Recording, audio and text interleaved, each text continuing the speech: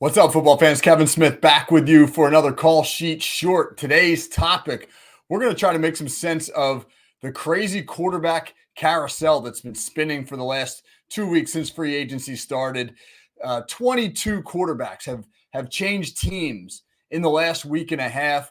Every team in the NFL, except for 10 of them, have made a move in some way, shape, or form during either free agency or right before the free agency period started. It's really been one of the most active periods at the quarterback position that I can ever remember. And we're going to try to make some sense of it by breaking it down into a few categories. What types of moves are teams making? How can we divide teams into various categories based upon their quarterback acquisitions? All right, so here we go. Let's do this.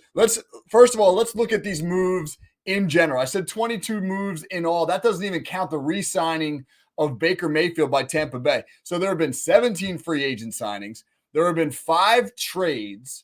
There's going to be 4 to 6 first-round picks spent on quarterbacks. At least 8 teams will enter 2024 with new starters at the quarterback position. There may wind up being several more. And obviously these moves are not done because you still have teams out there like maybe Denver and Chicago who will look to acquire a veteran as they seek their long-term starter in the draft. So again, let's make sense of it.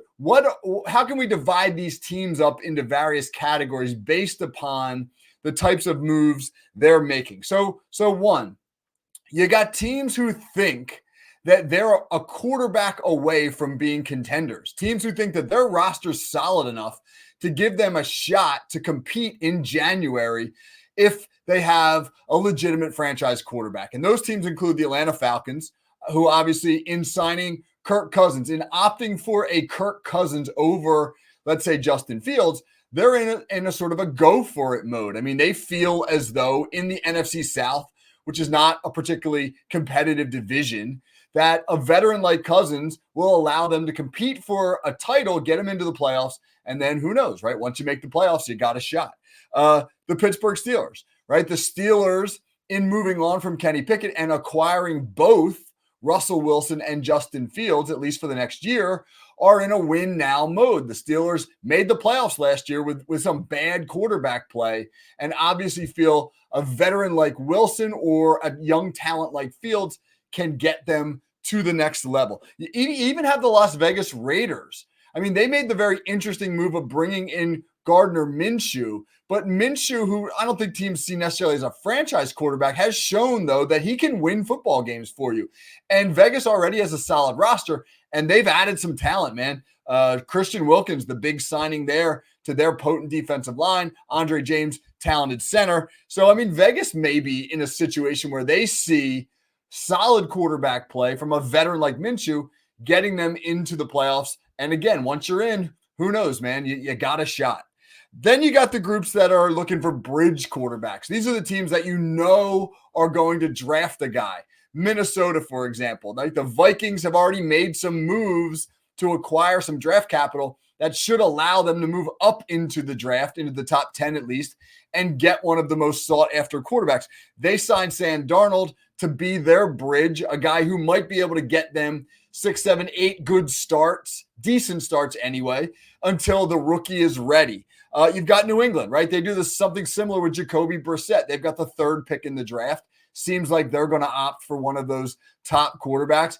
Brissett will be their bridge until that young guy is ready. You've got the Washington Commanders. They do something similar with Marcus Mariota. They've got the 3rd pick, or the 2nd pick, I should say. They seem pretty intent on choosing a quarterback. So, I mean, these are bridge signings. Interesting that I didn't mention the Bears. They've got the number 1 overall pick. Their current quarterback depth chart consists of Brett Rippon, who they signed to probably compete with Tyson Bagent to be maybe the bridge for a little bit until Caleb Williams is ready, although you kind of suspect that they'll just take a shot with Caleb Williams right out of the gate. And you got Denver. I don't know what Denver's doing, man. I mean, Denver, their quarterbacks right now are it's basically going to be Jarrett Stidham again, who knows? Are they going to make a move for a veteran? Are they going to draft a guy? Denver's kind of hard to figure out right now. Then you've got a 3rd category, which is teams that are looking to create competition to push their starter. Like maybe the starter is a guy that they're not 100% certain about, and they want to push that guy. Tennessee, they signed Mason Rudolph to push or at least compete with Will Levis. I think Cleveland might be in this category. They go out, they sign both Jameis Winston and Huntley, right, from Baltimore. They're not thrilled so far with what's going on with Deshaun Watson. So you could see a little bit of competition between one of those two guys and Watson. I think Seattle has done this by signing Sam Howell or acquiring, I should say, Sam Howell from the Commanders to push Geno Smith and then probably supplant Smith, who's on the back end of his career. Maybe the Giants have done this to a degree. Maybe Drew Lock is there to push Daniel Jones a little bit. Again, Daniel Jones hasn't exactly played lights out. And so maybe they're giving Drew Lock an opportunity to, if not start, at least push Daniel Jones. All right. Then you've got the teams that have just done the traditional thing. Hey, we need a trustworthy backup. We need a guy who can fill in and maybe win some games if our starter gets hurt. You see the Jets doing that, right? Tyrod Taylor. He has shown that he can be a dependable backup, and he'll back up Aaron Rodgers. Joe Flacco in Indy. Same thing with Anthony Richardson. Jimmy Garoppolo with the Rams and Matthew Stafford, and to maybe a lesser degree, Josh Dobbs out in San Francisco with Brock Purdy. Those are all guys who they're not really, there's no competition going on there. But if the starter gets hurt, you got a dependable backup who can win a game or two if you need him to. And the last category, I think, are the reclamation projects. You got three teams like that. Philly, in trading for Kenny Pickett, I think they want to see what they've got. What is Kenny Pickett all about? Can we maybe develop him? Who knows what's going to happen with Jalen Hurts down the road? Philly owes him a lot of money. They're not looking to supplant him, but maybe they got something in Kenny Pickett, right? Maybe they can give him a better supporting cast and a better offensive coordinator than what Pittsburgh did and turn around his career. The Steelers are in that boat with Justin Fields. Fields, I believe, is going to get a chance to compete for the starting job this year.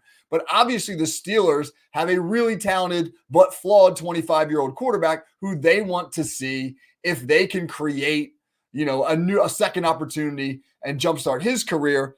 And I think Arizona is kind of doing something similar with Desmond Ridder, not necessarily there to push Kyler Murray, but more complement him. They see him as a good fit for that offense. And if Murray gets hurt, Ridder has a similar skill set. But I think they'd all like to see, hey, do we have something more in Desmond Ridder than maybe what Atlanta was able to get out of them?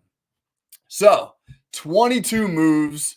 A lot of different teams acquiring quarterbacks for various reasons. I think maybe when we break them down into those categories, we can make a little bit of sense out of it all. It's going to be fascinating with the draft coming up to see what other moves are out there and what teams will continue to acquire quarterbacks. It's the most interesting offseason at the most interesting position in football that we've seen in a long, long time. All right, it's Kevin Smith with another Call Sheet Short. I'll be back shortly. Take care, everybody.